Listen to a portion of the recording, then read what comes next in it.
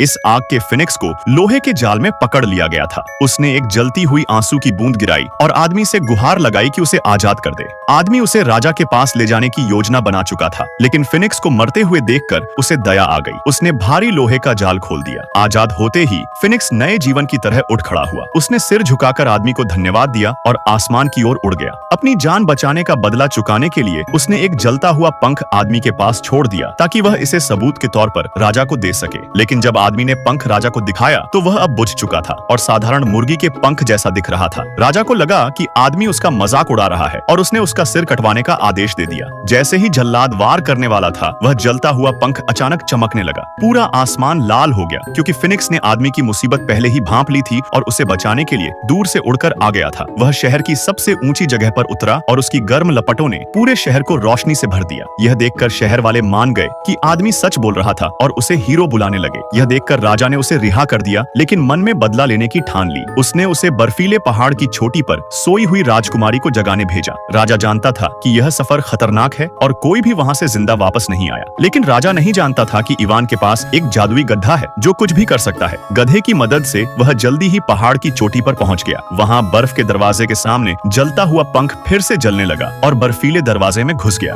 अगले ही पल मोटी बर्फ पानी में बदल गई। गधा फिसलते हुए नीचे की तरफ गिरने लगा, लेकिन एक चट्टान के किनारे पर अटक गया। इवान के पैर भी बर्फ में जम गए थे। उसने अपने जूते उतार दिए और संभलते हुए गुफा के अंदर चला गया। वहां उसे सोई हुई राजकुमारी मिली। फिनिक्स के पंख की मदद से इवान ने राजकुमारी को जगा दिया, लेकिन जैसे ही उसे पता चला कि राजा बूढ़ा है, उसने शादी करने से मना कर दिया। उसने कहा कि उसका दूल्हा केवल कोई योद्धा या राजकुमार हो सकता है। इवान को निराश करने के लिए राजकुमारी बिना सोचे समझे चट्टान से कूद गई। इवान भी तुरंत उसके पीछे कूद पड़ा। तभी गधा समय पर आ गया और दोनों को बचा लिया। जल्द ही इवान राजकुमारी को वापस लेकर आया, लेकिन उसने शादी से इनकार कर दिया। उसने कहा कि शादी तभी होगी जब उसके पास ओशन हार्ट रिंग होगा। जब राजा को पता चला कि यह अंगूठी एक शार्क के पास है, तो उसने इवान को बुलाया। अगले दिन इवान गड्ढे पर बैठकर विशाल समुद्र पार करने निकल पड़ा, लेकिन एक सीगल ने उसे टक्कर मार दी और वह सीधे समुद्र में गिर गया। जब इवान समुद्र की गहराई में पहुंचा तो उसे एक विशाल लोहे की जंजीर दिखी जो किसी चीज को बांध रही थी।